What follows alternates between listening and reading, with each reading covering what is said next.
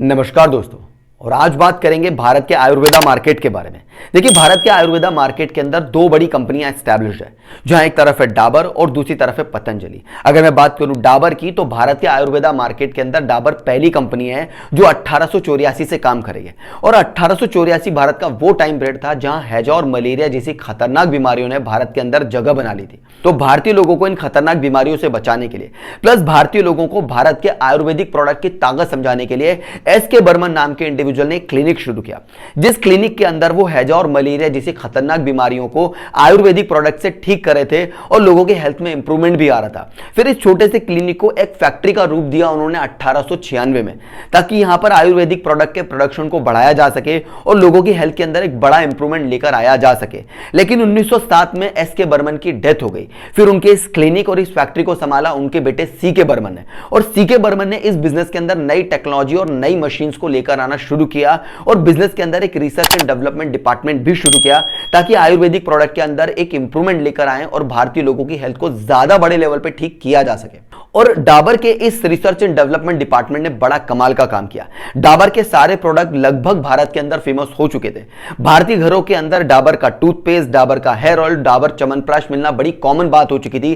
Company all over India level पे successful हो चुकी थी और अपनी सक्सेस को एक नेक्स्ट लेवल पे पहुंचाने के लिए उन्होंने 1994 में कंपनी का आईपीओ, इनिशियल पब्लिक ऑफर भी लॉन्च किया, which becomes a very successful IPO. 21 times ज्यादा इसे सब्सक्राइब किया गया और कंपनी की ग्रोथ बढ़ी, रेवेन्यू बढ़ा, सेल्स बढ़ा, प्रॉफिट बढ़ा। अब कंपनी बड़े लेवल पे आगे बढ़ना शुरू हो चुकी थी, इसलिए कंपनी के अंदर अब वैद्य की जरूरत नहीं थी। इसलिए 1998 में कंपनी को कंप्लीटली प्रोफेशनल इंडिविजुअल के हाथों में सौंप दिया और प्रोफेशनल्स ने भी कमाल का काम किया।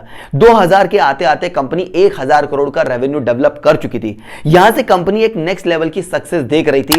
सक्सेस के एक नए पायदान को छूने के लिए कंपनी तैयार थी, लेकिन वक्त को कुछ और मंजूर था। 2006 के आते आते बाबा रामदेव और उनके ही शिष्य आचार्य बालकृष्ण लेकर आ गए पतंजलि आयुर्वेदिक लिमिटेड, जिस कंपनी ने भारत के आयुर्वेदा मार्केट के अंदर एक कंप्लीट डिस्ट्रप्शन ला दिया। क्योंकि 2006 का वो टाइम पीरियड था जहां भारत में हिंदुस्तान यूनिलीवर, आईटीसी और डाबर जैसी बड़ी कंपनियों ने भारत के आयुर्वेदिक मार्केट को पकड़ के रखा हुआ था।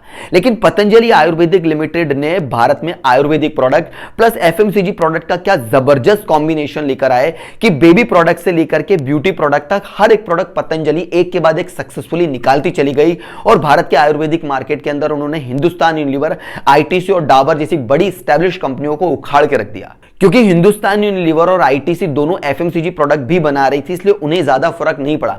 सबसे बड़ा इंपैक्ट पतंजलि का पड़ा डाबर कंपनी के ऊपर। और डाबर यहां से समझ गया कि अगर पतंजलि के अगेंस्ट में उन्होंने खुद को रीइन्वेंट नहीं किया तो डाबर का गेम इस आयुर्वेदिक मार्केट के अंदर पूरी तरह से खत्म हो जाएगा। इसलिए डाबर कंपनी ने खुद को रीइन्वेंट करना ज्यादा प्रेफर किया रादर देन उसी पुराने तरीके से काम करने के लिए। इसलिए अपने ट्रेडिशनल प्रोडक्ट्स को छोड़ा, ट्रेडिशनल मेथड्स को छोड़ा, ट्रेडिशनल प्रोफेशनल्स को छोड़ के कंपनी ने खुद को रीइन्वेंट करना शुरू किया और सबसे पहला इंप्रूवमेंट लेकर आए अपने प्रोडक्ट के अंदर।